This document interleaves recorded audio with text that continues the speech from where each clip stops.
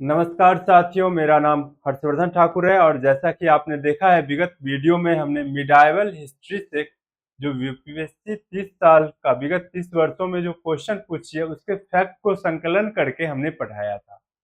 तो दोस्तों, उससे पहले हमने एंशिएंट हिस्ट्री का फैक्ट पढ़ाया था। तो चलिए अब हम शुरू करते हैं नेक्स्ट पार्ट से। तो आप लोग वीडियो में बने रहना और अगर आपको वीडियो पसंद आ रहा है तो वीडियो को लाइक शेयर कमेंट जरूर करें, चैनल को सब्सक्राइब करें। चलिए शुरू करते हैं। कह रहा है भक्ति एवं सूफी आंदोलन। तो भक्ति आंदोलन का उदय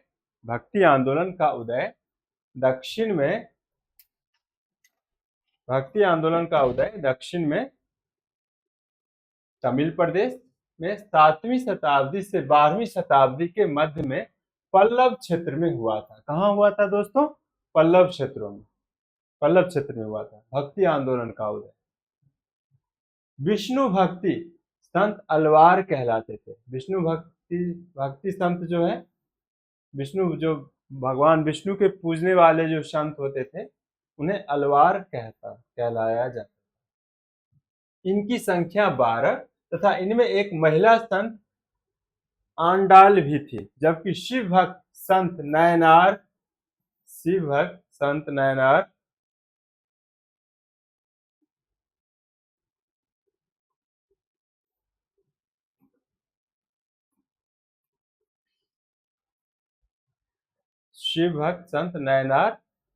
अथवा अंडयार कहलाते थे। इनकी संख्या 63 थी। अब शंकराचार्य के बारे में हम जान लेते हैं कि शंकराचार्य इन्होंने वेदांत दर्शन के अंतर्गत अद्वैत मत की स्थापना की। इन्होंने अनेक उपनिषदों पर भाष्य लिखा तथा वैदिक धर्म का पुनरुत्थान किया। कौन? तो शंकराचार्य। रामानुजाचार्य 1017 से 1137 ईस्वी में इन्होंने विशिष्टाद्वैत दर्शन का प्रतिपादन किया तथा इनका संप्रदाय श्री संप्रदाय कहलाता है। इनकी प्रमुख रचनाएं वेदांत सार, ब्रह्मसूत्र, भाष्य और न्याय कुलिश आदि की रचना है। न्याय कुलिश, इस टर्म को भी हमें क्या करना है? लर्न करना है। नेक्स्ट है निम्बकाचार्य 12वीं शताब्दी में। कब? 12वीं शताब्दी में द्वैताद्वैतवाद का प्रतिपादन किया। किसने? निम्बकाचार्य ने। कब? 12वीं शताब्दी में। क्या किया इन्होंने? द्वैताद्वैतवाद का प्रतिपादन किया। इनका संप्रदाय सनक अथवा सनकादि कहलाता है। नेक्स्ट कह रहा है ज्ञानेश्वर अथवा ज्ञानदेव 1271 से 96 ईस्वी। ये महाराष्ट्र के भक्ति आंदोलन के प्रवर्तक थे। कौन? ज्ञानेश्वर या ज्ञानदेव। इन्होंने भगवत गीता पर मराठी भाषा में ज्ञानेश्वरी भावार्थ दीपिका नामक टीका लिखी। रामानंद 1400 से 1476 ईस्वी रामानंद थे। इन्होंने विष्णु अवतार राम की पूजा को लोकप्रिय बनाया। ये श्री संप्रदाय, वैरागी संप्रदाय तथा रामावत संप्रदाय से संबद्ध थे। कबीर 1398 से 1494 ईस्वी। कौन? कबीर। ये गृहस्थ संत थे। इन्होंने जाति धर्म आधारित असमानता, छुआछूत और कर्मकांड का विरोध किया। इनके प्रमुख शिष्य, कबीर के प्रमुख शिष्य का क्या नाम है? दादू और मलुकदास। आपने सुन रखा होगा कि मलुकदास जब वो कबीर की जो दोहा है उसमें मलुकदास का कई बार जिक्र करते हैं, तो अपने दास को ही बताते हैं। धर्मदास ने इनके सिद्धांतों को बीजक में संकलित किया। जितने भी कबीरदास जी का जो सिद्धांत है उसको संकलन किया गया। उस शब्द को क्या कहा गया? बीजक। गुरु नानक 1469 से 1539 ईस्वी। इनका जन्म तलवंडी, ये पंजाब में हुआ। इन्होंने हिंदू मुस्लिम एकता पर बल दिया। इनके पुत्र श्री चंद्र ने उदासी संप्रदाय की स्थापना की। ठीक है। इन पर चिश्ती संत बाबा फरीद का प्रभाव था गुरु नानक पर। ठीक है, ये गुरु नानक है, गुरु नानक 1469 से 1539 में इनका जन्म तलवंडी, जो पंजाब यानी अभी पाकिस्तान में हुआ। इन्होंने हिंदू मुस्लिम एकता पर बल दिया। इनके पुत्र श्रीचंद ने उदासी संप्रदाय की स्थापना की। इन पर चिश्ती संत बाबा फरीद का प्रभाव था। अब नेक्स्ट है वल्लभाचार्य। वल्लभाचार्य 1479 से 1531 ईस्वी, इन्होंने पुष्टि मार्ग का प्रवर्तन किया। इनका दर्शन शुद्धाद्वैतवाद कहलाता है। क्या कहलाता है इनका दर्शन? शुद्धाद्वैतवाद कहलाता है। चलिए नेक्स्ट हम देखते हैं। कह रहा है मीराबाई। मीराबाई के बारे में जानते होंगे। 1498 से 1547 ईस्वी में का के रतन सिंह राठौर की पुत्री तथा राणा सांगा के पुत्र भोजराज की पत्नी थी। राजा भोजराज की पत्नी थी। इनकी रचनाएं पदावली कहलाती है। इन्होंने गीत गोविंद पर टीका लिखी। तुलसीदास 1532 से 1623 ईस्वी में, यानी कि इनका जन्म मृत्यु का ये समय है। ये भी इनके जन्म और मृत्यु के समय है। इनका जन्म राजापुर, जो कि बांदा, उत्तर प्रदेश के बांदा जिला जो है अभी में हुआ था। इनके गुरु का नाम नरहरिदास था। इन्होंने अवधी भाषा में रामचरितमानस की रचना की।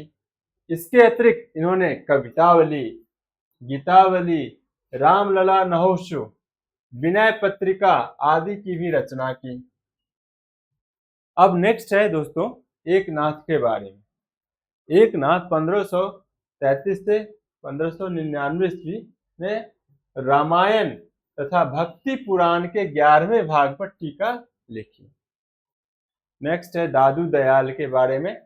दादू दयाल 1544 से 1603 ईस्वी का, मूल नाम इसका महाबली था। इन्होंने असांप्रदायिक मार्ग का उपदेश दिया। नेक्स्ट है रामदास। 1608 से 81 ईस्वी में परामर्श संप्रदाय की स्थापना की तथा दास बोध नामक ग्रंथ की रचना की। कौन? रामदास। नेक्स्ट है सूफी शब्द सफा यानी पवित्र अथवा सूफ, उनसे व्युत्पन्न माना जाता है। सूफी शब्द जो है, एक सफा का मतलब पवित्र हो गया, या दूसरा हो सकता है सूफ, सूफ मतलब होता है ऊन, उनसे इस शब्द को सूफी को माना गया है।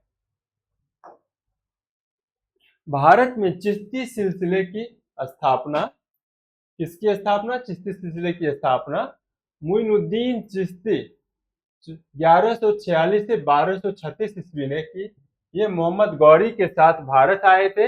इन्होंने चौहानों की राजधानी, किसकी राजधानी? चौहान, है ना, चौहानों की राजधानी अजमेर को अपना केंद्र बनाया। शेख निजामुद्दीन औलिया 1236 से 1325 ईस्वी, दिल्ली के सर्वाधिक लोकप्रिय चिश्ती संत थे। ये एकमात्र अविवाहित चिश्ती संत थे। इन्होंने 7 सुल्तानों का काल देखा था। इनको सुल्तान उल औलिया, महबूब ए इलाही, योगी सिद्ध की उपाधि मिली हुई थी। क्वेश्चन अगर इससे अगर आए, यूपीएससी कभी पूछे, है ना, कि शेख निजामुद्दीन औलिया को किन किन उपाधि से मिला गया था, तो एक बार में एक दे सकता है, 2 दे सकता है, या फिर 3 दे सकता है। नेक्स्ट है मुगल बादशाह अकबर शेख सलीम चिश्ती के भक्त थे। मुगल बादशाह अकबर जो थे वो शेख सलीम चिश्ती के भक्त थे। इन्होंने आशीर्वाद से उत्पन्न पुत्र का नाम इन्हीं के नाम पर सलीम पड़ा। इनका मकबरा फतेहपुर सिकरी में है। दक्षिण में चिश्ती सिलसिले की नींव शेख बुरहानुद्दीन गरीब ने रखी। नेक्स्ट है गुरु अर्जुन देव। गुरु अर्जुन देव के समय से गुरु पद पैतृक हो गया। इन्होंने अमृतसर तालाब के मध्य हरमंदिर साहिब का निर्माण करवाया, ठीक है, जिसकी नींव मियां मीर ने रखी। और इन्होंने क्या किया, इन्होंने आदि ग्रंथ की रचना की। जहांगीर ने इन्हें खुसरो को आशीर्वाद देने के आरोप में मृत्यु दंड दे दिया। किसे दे दिया था? गुरु अर्जुन देव को। किसने? तो जहांगीर ने। किसको आशीर्वाद देने के चक्कर में? तो खुसरो। खुसरो कौन था? तो जहांगीर का पुत्र। नेक्स्ट है गुरु गोविंद सिंह, सिखों के 10वें गुरु, है ना। कौन थे ये? गुरु गोविंद सिंह। आप लोग इनके नाम से वाकिफ होंगे। चिड़ियाबाज, है ना, एक कहावत है कि, तो वो गुरु गोविंद सिंह से ही रिलेटेड है। का जन्म पटना में हुआ था। इन्होंने आनंदपुर साहिब में खालसा पंथ की स्थापना की। खालसा पंथ की स्थापना किसने की? तो गुरु अर्जुन देव, सॉरी एक बार फिर से सुने, गुरु गोविंद सिंह। इसके अतिरिक्त आदि ग्रंथ का पुनः संकलन करवाया, जिसके कारण इसे दशम पातशाह का ग्रंथ भी कहते हैं। नेक्स्ट है, यहां से शुरू होता है मुगल वंश यानी बाबर। बाबर का जन्म 14 फरवरी 1483 में मावराउनर की एक रियासत फरगना में हुआ था। बाबर को भारत पर आक्रमण के लिए आमंत्रित करने वाला आलम खान इब्राहिम लोदी का संबंधी था तथा वह दिल्ली के राज सिंहासन का दावेदार था। पानीपत के प्रथम युद्ध यानी 1526 ईस्वी में उज़्बेकों से ग्रहण तुगलकनामा युद्ध पद्धति, ये देखो यूपीएससी क्वेश्चन पूछ रखी है, इसलिए यहाँ पर हाईलाइटेड किया गया है, तथा तोपों को सजाने की उस्मानी विधि के प्रयोग द्वारा बाबर ने इब्राहिम लोदी को क्या किया था? पराजित कर दिया था। पानीपत का जब प्रथम युद्ध हुआ 1526 ईस्वी में, तो इसने क्या किया था कि तुगलकमा युद्ध पद्धति और तोपों को सजाने की उस्मानी विधि से इन्होंने मोहम्मद लोदी को पराजित किया था। सॉरी,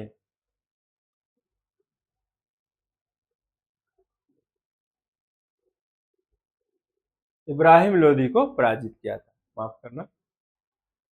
बाबर द्वारा तुर्की भाषा में रचित तुजुक ए बाबरी का अब्दुल रहीम खान ए खाना द्वारा फारसी में अनुवाद किया गया था। बाबर द्वारा तुर्की भाषा में रचित तुजुक ए बाबरी यानी बाबरनामा को किसने अनुवाद किया था फारसी भाषा में? अब्दुल रहीम खान ए खाना। बाबर ने सर्वप्रथम स्वयं को बादशाह घोषित किया। इससे पूर्व के शासक स्वयं को सुल्तान कहकर ही पुकारते थे। बाबर से पहले जितने भी शासक अपने देश पर यानी इंडिया पर, भारत पर या भारत के किसी भी क्षेत्र पर जो शासन किए, वो केवल सुल्तान कहते थे, लेकिन बाबर पहला व्यक्ति था जिसने अपने आप को क्या कहा? तो बादशाह कहा। बाबर ने एक काव्य संग्रह दीवान का संकलन कराया, साथ ही मुइवियान नामक एक पद्य शैली का भी विकास किया। इन्होंने रिसाल ए उशज की रचना भी की। ठीक है, चलिए तो हम फिर चलते हैं नेक्स्ट में। अब यहां से है हुमायूं का, तो यहां से हुमायूं का जन्म 6 मार्च 1508 को काबुल में हुआ था। कब हुआ था? 6 मार्च 1508 ईस्वी को। 30 दिसंबर 1530 को सिंहासन पर बैठने के बाद हुमायूं ने साम्राज्य का बंटवारा अपने भाइयों में कर दिया, जिसमें कामरान को काबुल एवं कांधार किसे मिला है? तो कामरान को मिला है। और हिंदाल को क्या किया इन्होंने? अलवर की जागीर दी, तथा चचेरे भाई सुलेमान मिर्जा को बदख्शां की जागीर दी। हुमायूं की बहन गुलबदन बेगम द्वारा लिखित हुमायूं नामा के एक खंड में बाबर का इतिहास तथा दूसरे खंड में हुमायूं का इतिहास मिलता है। हुमायूं के काल में मिर्जा हैदर दोगलत ने तारीख ए रशीदी नामक प्रसिद्ध ग्रंथ की रचना की। ठीक है, ये फैक्ट लर्न करना है आपको, और आपके लिए बहुत कंपलसरी है। आप जब भी एग्जाम देंगे, है ना, तो इससे रिलेटेड क्वेश्चन आपको आने की प्रोबेबिलिटी भी है। इससे रिलेटेड आप टॉपिक के चीज़ों को बहुत अच्छे से पढ़ भी सकते हैं, क्योंकि ये पिछले 30 वर्ष का यूपीएससी के द्वारा जो पूछा गया क्वेश्चन था उसके ये फैक्ट है। और कई बार क्वेश्चन रिपीट भी होते हैं, तो आपको क्या करना है, फोकस बनाए रखना है, इन सब चीज़ों को लर्न करना है, वीडियो को अच्छे से देखना है, बार बार देखना है, पॉज करके देखना है ना। चलिए तो फिर हम चलते हैं नेक्स्ट। अब है शेरशाह सूरवंश। तो शेरशाह सूरवंश का जो है दोस्तों हम क्या करेंगे कि अगले वीडियो में पढ़ेंगे। तब तक के लिए हम चलते हैं, धन्यवाद। और आपको ये बता दूं कि अगर आपको ये वीडियो पसंद आ रहा है तो क्या करें, चैनल को सब्सक्राइब करें, वीडियो को लाइक शेयर और कमेंट जरूर करें। तो चलिए फिर मिलते हैं, हम जो नेक्स्ट वीडियो स्टार्ट करेंगे, नेक्स्ट क्लास जब होगी हमारी, तो वो होगी शेरशाह यानी सूरवंश। तब तक के लिए धन्यवाद।